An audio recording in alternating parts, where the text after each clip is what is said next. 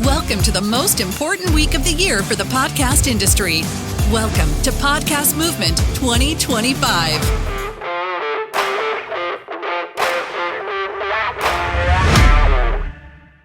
Hello. Great to see everybody. Thanks for making time at the end of, you can go headphones on, headphones off. Doesn't matter to us, whatever feels most comfortable for you guys. Thanks for making time for us at the end of the first day of the conference. We're super excited to dig in. We're on the clock, so we're going to do a quick round of intros and then dig into the topic of our panel, which is subscription operations. So just so you guys understand, the goal of this panel is really to give you insight from these two gentlemen who are in the middle of running subscriptions at scale, what it takes to be successful, how they think about, as many different facets of the subscription as we can get into within the next 30 minutes. So without further ado, I'm going to have these guys introduce themselves real quick, and then we'll tee up the conversation. Hayden, I'm going to start with you. Who are you? Why are you here? And maybe a quick intro. Hey, I'm Hayden Gray, and I'm the executive producer of Fantasy Fangirls podcast.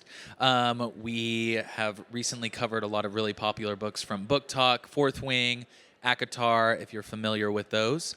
I'm just super excited to be here with you guys. Likewise. Casey. That's perfect. I'm the opposite of Hayden. I'm just kidding. My name's Casey. I run a production company. We manage lots of different podcasts. Many of them use Supercast for monetization, and we help people not just make a podcast, but figure out how to sustain it, how to make money on it, and kind of crack that code. Okay, so the first place that I want to start is just subscription in a general sense. Obviously, we eat, sleep, and breathe it. That's what we do. You guys do as well. But Casey, I'm going to start with you. Just how do you think about the role of subscription in a creator's business? And then from there, Hayden, we're going to dive into the specifics of it for you. Yeah, I think the subscription business has been built around incentives.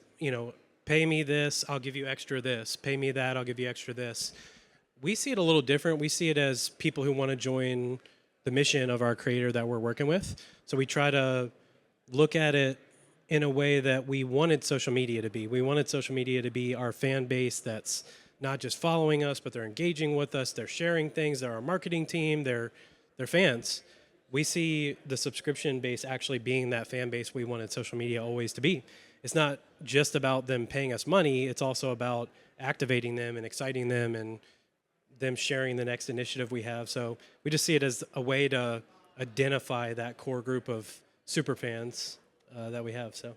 Love it. So knowing and thinking about this idea of superfans, Hayden, for you guys specifically with Fantasy Fangirls, what has been the role of subscription in building the business that you guys have built around the podcast? Yeah, subscription is a fundamental part of our business. If you think about the pillars of what generally, if you're going to turn podcasting or content creation into your career, I think you'd be really hard-pressed to find a creator who's runs a successful business that doesn't have some kind of subscription built around it. We have, our audio and social ads that we run. We have our subscription, and then we have our live events. At some point, you never know, there could be a recession, and those ad dollars could start to run dry. And once those dollars go away, if you don't have your subscription model, you're exposed as a business. And as more and more people start to rely on the money that comes in every single month, that subscription is kind of that foundation that we're able to rely on every single month, because those are our biggest fans, and we know that every month they're going to show up for us. So you guys have already hit on this directly with this idea of superfans in two different ways. And I think one of the places we started when we were thinking about this conversation, naturally we kept gravitating to this idea of trust and being able to build trust with your audience, being able to build trust with the creator teams that you guys both work with and support that launch a subscription and have had success there. So I think I want to jump into trust as a general concept and maybe start, Hayden, I'm going to give it back to you as a starting point here. In thinking through what you wanted to deliver to these superfans, what role has trust played, whether it's in how they engage with the content, what you guys offer, like what's been that dynamic as you've rolled out the subscription itself? Yeah, we built our entire brand around trust, right? So, for example, we have lots of inbound authors reaching out to us every day trying to get us to read their book, or to promote their book, rather. And we have to say no to about 90% of them, because we have a rule that we're not going to promote a book that we haven't read and can endorse ourselves. And so when you're looking at your subscription model, how do you extend that trust to that as well? And I think one of the things that when we were building it out, listen, people are sold to every second of every day now. Everything is a subscription. Your dollar goes shorter and shorter. And so what we really tried to do was not one, just deliver from a content perspective, but also just like pure value. And if you're able to deliver that, you're going to build that trust as well. And the other thing too was our decision to move to Supercast as well was keeping the trust for our subscription within the brand of Fantasy Fangirls. So on other kind of subscription-based softwares that you might use, you are going to be owning that subscriber base, but you're going to be using the software's brand. Whereas with this, what we were able to do was build out a custom web page for ourselves that was called the Fantasy Fan Club. So instead of someone going and taking their credit card and putting it into X name here, they're saying, my money is going directly to the Fantasy Fangirls brand, and we're not having to dilute that trust anymore. Did Josh pay you extra for that? No, I genuinely, I just like this. I like the product. So I want to answer that question. Please, I have Casey. I'm going to give it a little different angle, although I agree with all of that.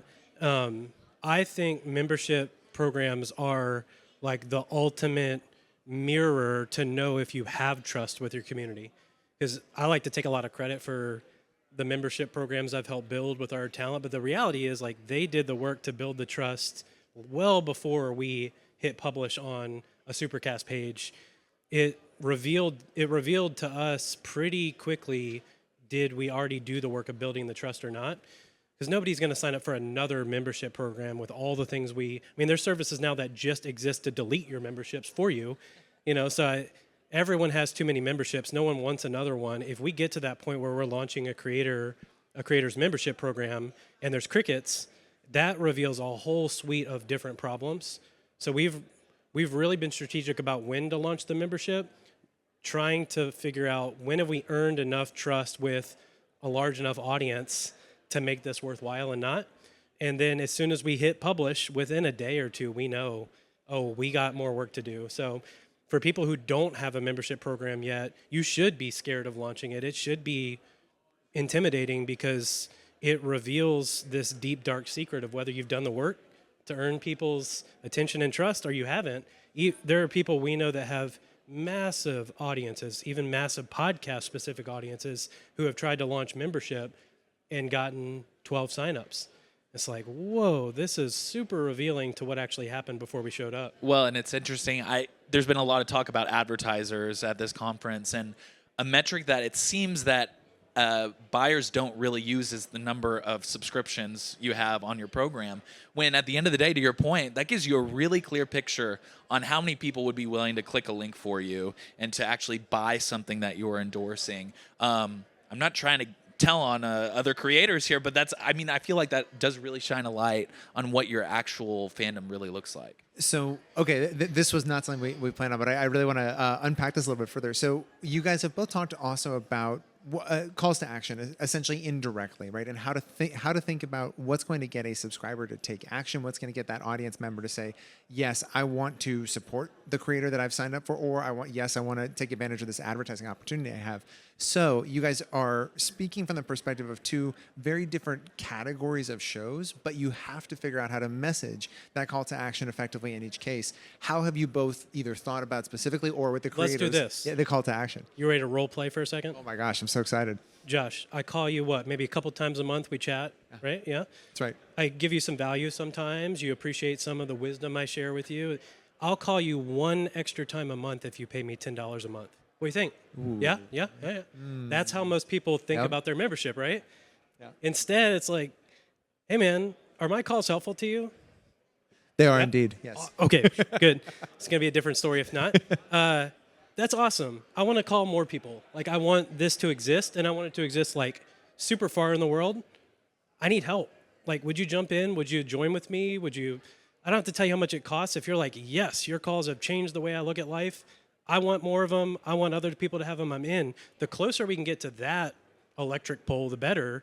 I come from a nonprofit background, so I know I'm a little jaded in that side, but I think that's the whole point of this, is to raise up a mission of fans that don't just want the next widget you have, but they want you to grow and expand and reach more people, and yes, give them more stuff, but give the world more stuff. How do you, in that particular case too, Casey, how do you think about the way to fold mission into the actual message that a creator is sharing, right? Are they saying, my mission is, just like you said, I want to share these calls with more people, or is it a indirect thing that just kind of sits in the background as the context of the show? How does the mission come into it? Because, and when we turn this over to you, Hayden, there's a different mission that's part of just building the fandom of the community, and sometimes those work together.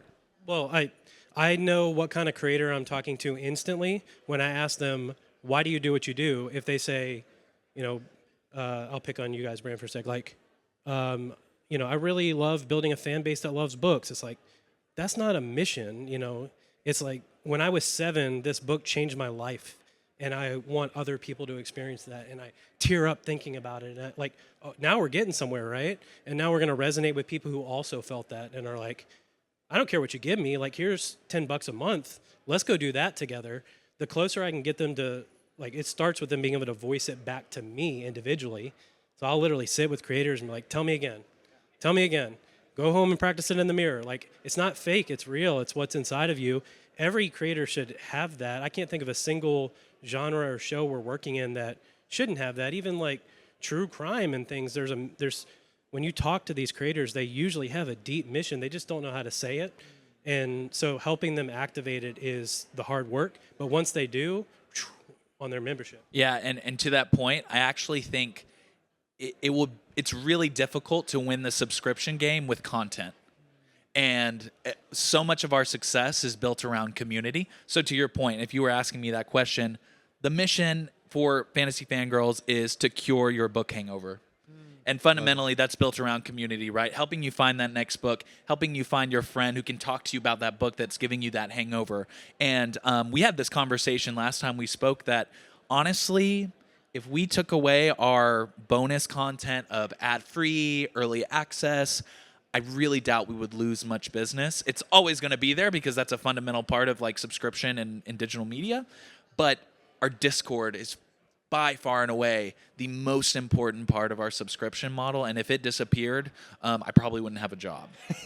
So let's take that and let's pick up on that idea then, because benefits are often one of the places that we get a ton of questions from creators as they're thinking about a subscription, and then as they're thinking about how to operate a subscription. How do I deliver on the benefits? What should my benefits be?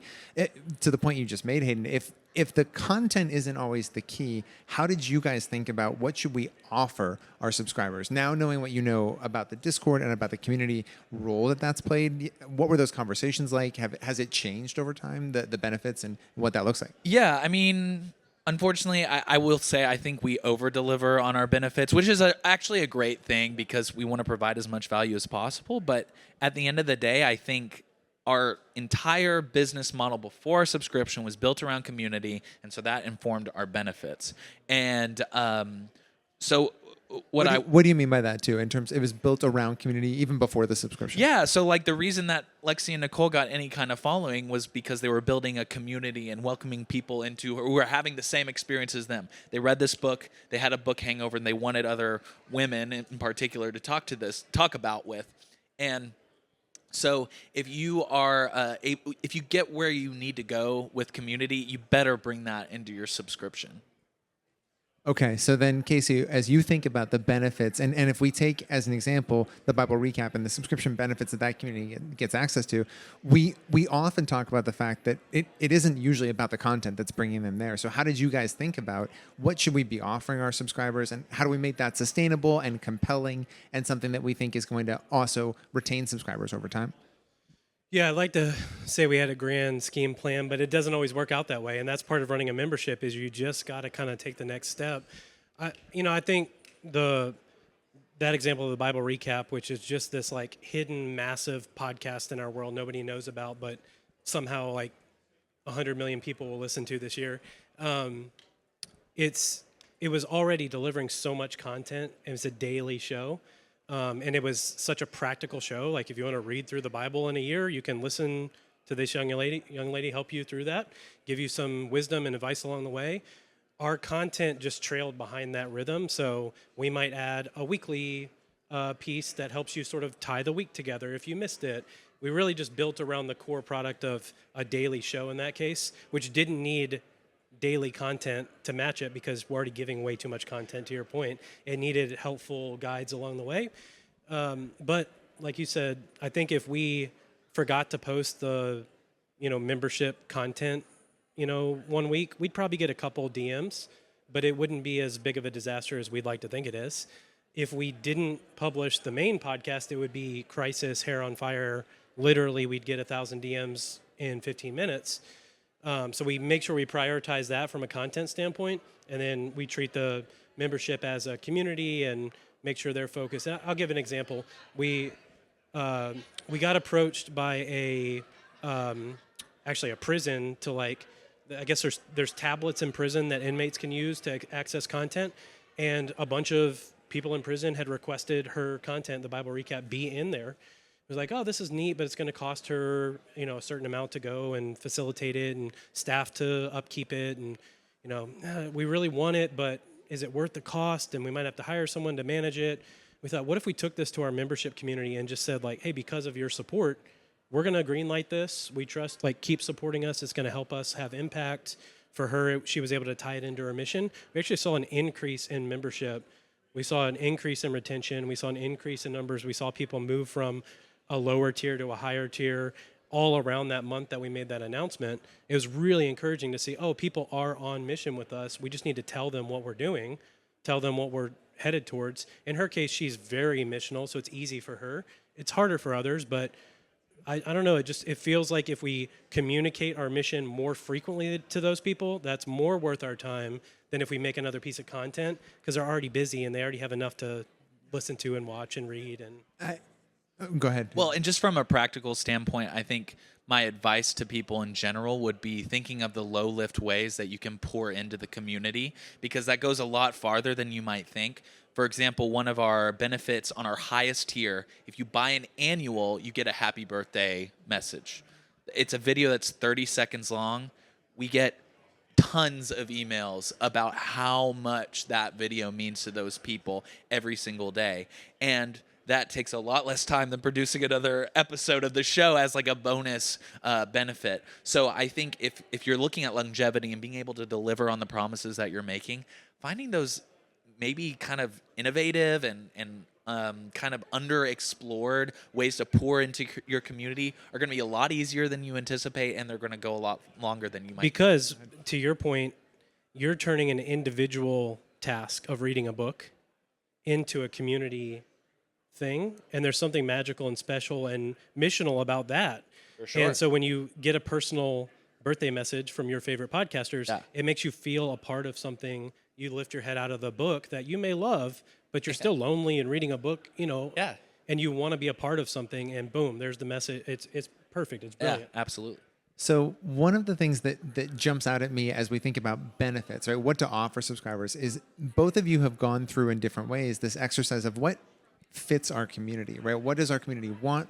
What fits this show, this style of content? If we have a daily podcast, maybe we don't need more content. If we know this show was created around community to start, maybe we need a community portal, someplace to be able to connect. So the question I want to throw to you guys next is, how do you have these conversations with your creators, with your partners? What are you brainstorming with them very openly? Okay, I think we should do this kind of benefit, this kind of offering. Is it, do you hear things from them that you go, oh, that's interesting, I could translate that into a birthday shout out or birthday video or an additional podcast? And so, Casey, I'll let you start. I would just say, I know I'm winning when the creator is telling me, what about them? Let's say we have a new idea, we want to shoot a documentary.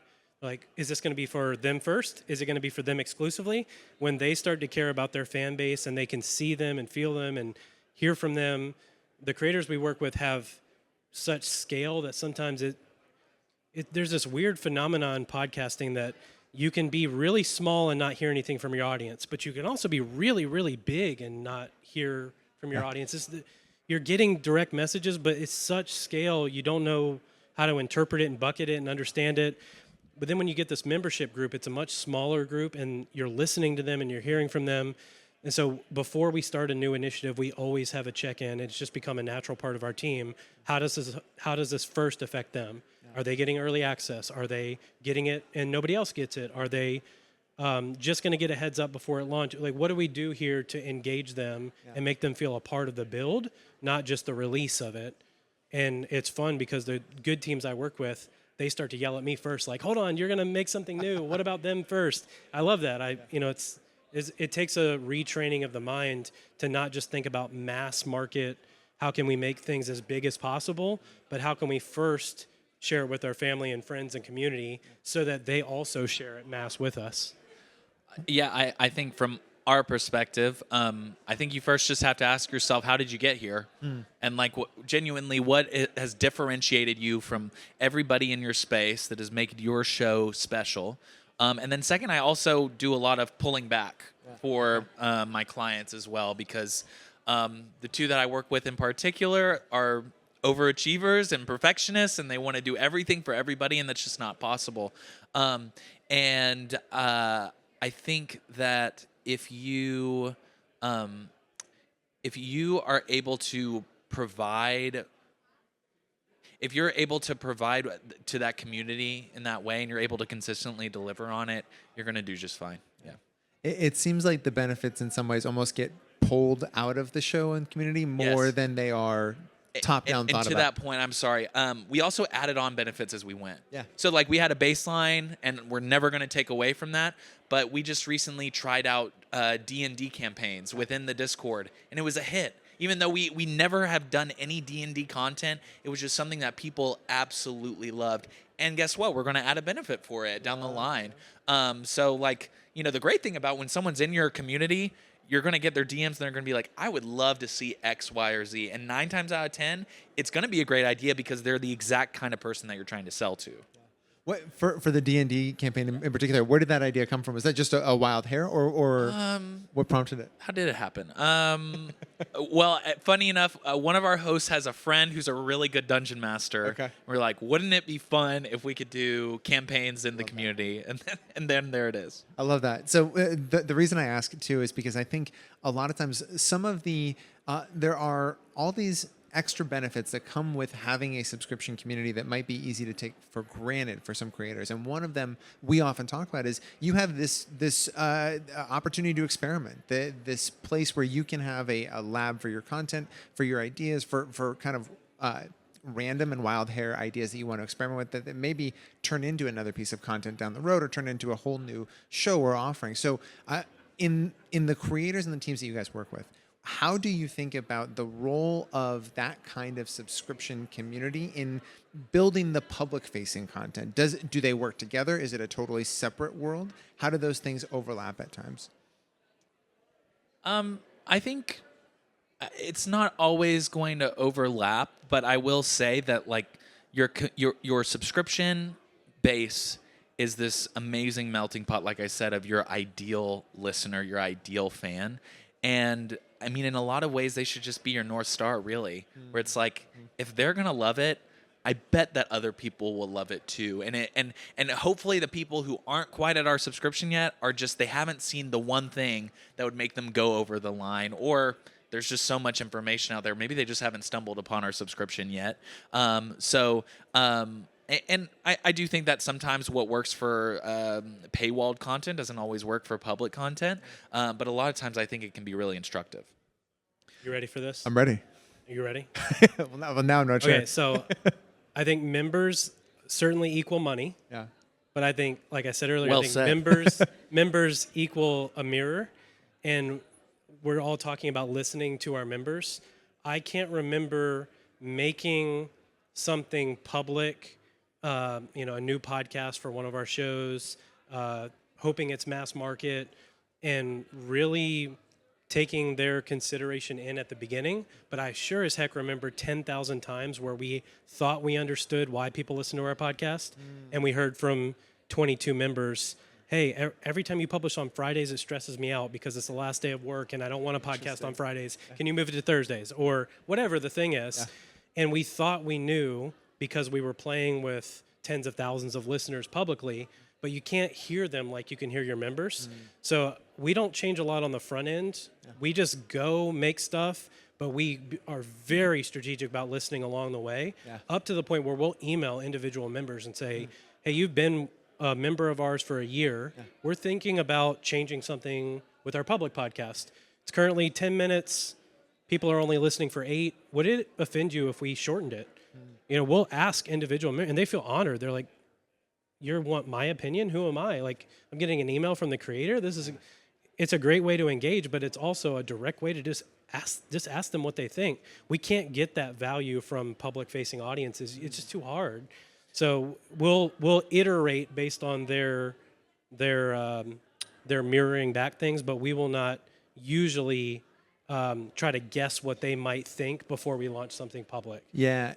So this is interesting because both of you have been through migrations from a platform to Supercast. And one of the core things that we talked about as part of that migration was the ability to have this direct relationship with your audience and with your subscribers. So that's showed up in this conversation already in terms of, okay, how do I make sure that I can message to them under my brand like you talked about? How is it that I can get feedback from them in a more direct way?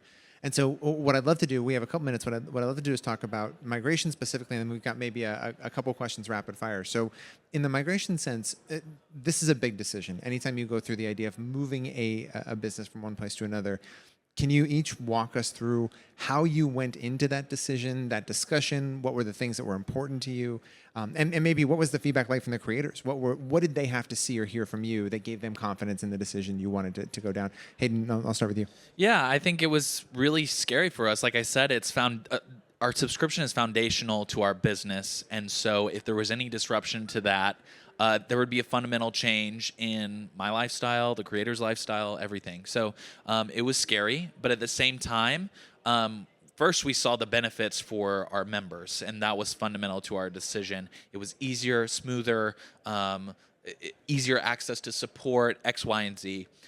Secondarily, the business benefits were amazing. I mean, the fact that the fee structure was different, the fact that we felt like we were obviously, like I said, we owned our other subscription model, but it was kind of transferring that to another brand. Under this, it's called the Fantasy Fan Club. It is ours, and as we have ambitions to grow into an entire media network, a media conglomerate, it's just an easier transition to be able to, make that one-to-one connection.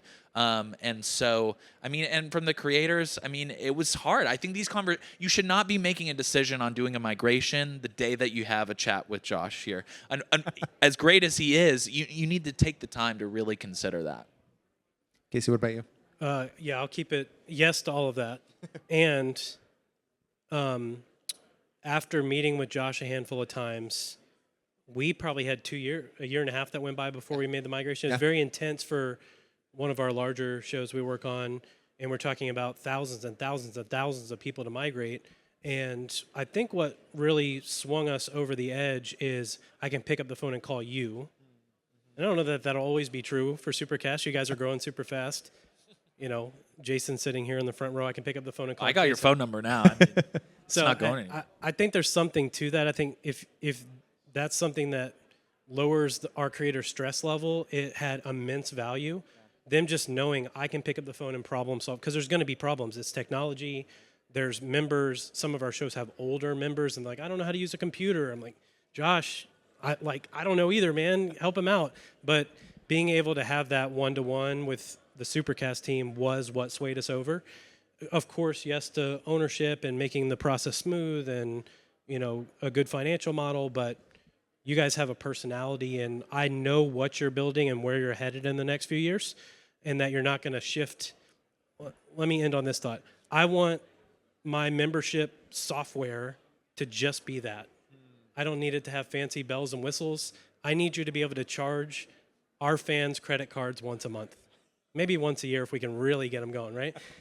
That's what I need. I don't need a marketing partner. I need somebody that is not going to fail me in that moment when our fan raises their hand and says, I love you enough here. Right. If you're not there to support me, or I can't pick up the phone and find out where you are, dunzo. So that was huge for us. This will be a good wrap. Hopefully we if anybody wants to hang around for a little bit, we're going to be around for questions after we wrap here. But that level of partnership is really what we pride ourselves on as a team. And so without going too far into the Supercast side of things, let me turn it back to you guys real quick. Rapid fire. Hardest part about running a membership. Hayden, I'm going to start with you. Wow, that's a great question. What is the hardest part?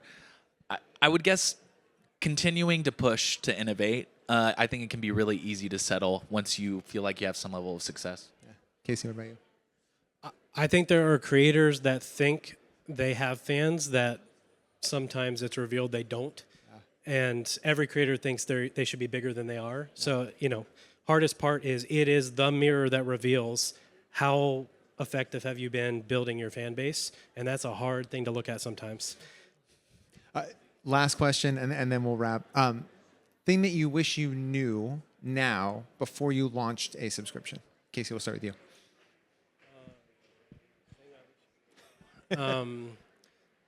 You didn't prep us great. Yeah, that's right. I wish I had started faster and earlier with some of our creators. I think we thought it might disrupt the core advertising business that a lot of podcasters depend on. Yeah. You're sucking some of your fans out of that ecosystem in many cases. I wish I had not been scared of that and seen the picture, the pie chart of revenue for our creators needs to be better balanced between advertising, merchandise sales, live events, memberships, and we were a little hesitant of that for probably a bit too long, thinking our advertisers might get frustrated. If you think about it, you're taking your best fans out of your ecosystem if you have, privatized content in your membership. That's really risky if you're just thinking with the advertising hat. What I didn't understand quickly enough was, and you mentioned this earlier, your members are the value. I mean, they are the value. And smart brands and advertisers, I hope they'll listen. They should be asking that question you asked earlier. Hey, how many members do you have? That shows the value of your community and your ability to do big, awesome things. So I just wish I had acted faster. Yep. I would have gone all in on community-based benefits from the start instead. Okay. Amazing. Well, thank you both, and thank you everybody for being here for the panel. Hopefully that was interesting and engaging, and happy to take some questions if anybody has them.